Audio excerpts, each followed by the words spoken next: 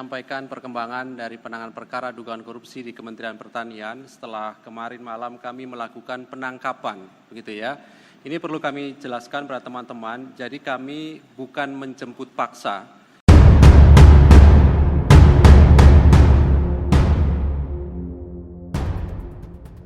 Mantan Menteri Pertanian Syahrul Yassin Limpo akhirnya resmi ditahan oleh Komisi Pemberantasan Korupsi karena terlibat kasus korupsi dugaan pemerasan dan penerimaan gratifikasi di lingkungan Kementerian Pertanian. SYL ditahan bersama tersangka lainnya yakni Direktur Alat dan Mesin Pertanian Direktorat Jenderal Prasarana dan Sarana Kementerian Pertanian Muhammad Hatta. Hal tersebut dibenarkan oleh Wakil Ketua KPK Alexander Marwata dalam konferensi pers di Gedung KPK pada Jumat 13 Oktober 2023 malam. Dalam konferensi pers itu, Syahrul dan Hatta yang sebelumnya telah ditetapkan sebagai tersangka ikut dihadirkan. Keduanya tampak memakai rompi tahanan berwarna orange dan terlihat di borgol.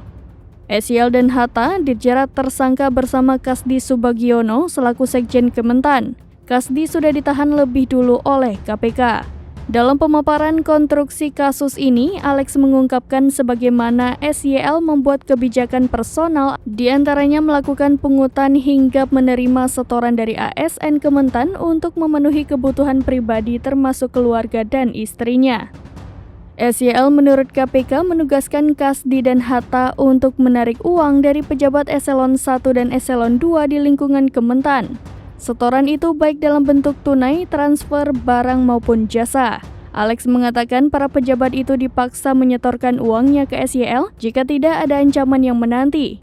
Jumlah uang yang dinikmati SYL dan kawan-kawan dari setoran para ASN di lingkungan Kementan itu mencapai 13,9 miliar rupiah.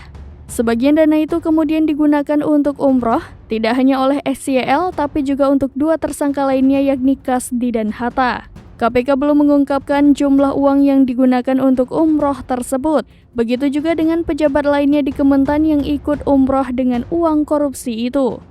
Selain untuk umroh, kata Alex, uang itu juga digunakan SYL untuk sejumlah hal mulai dari pembayaran kredit mobil Toyota Alphard hingga perawatan wajah bagi keluarganya.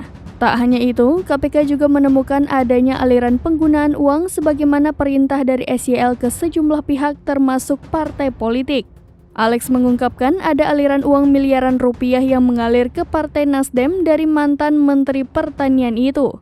Namun Alex tidak membeberkan nominal aliran uang ke Partai Nasdem tersebut. Alex hanya mengatakan tim penyidik KPK akan terus menelusuri aliran uang itu dalam proses penyidikan.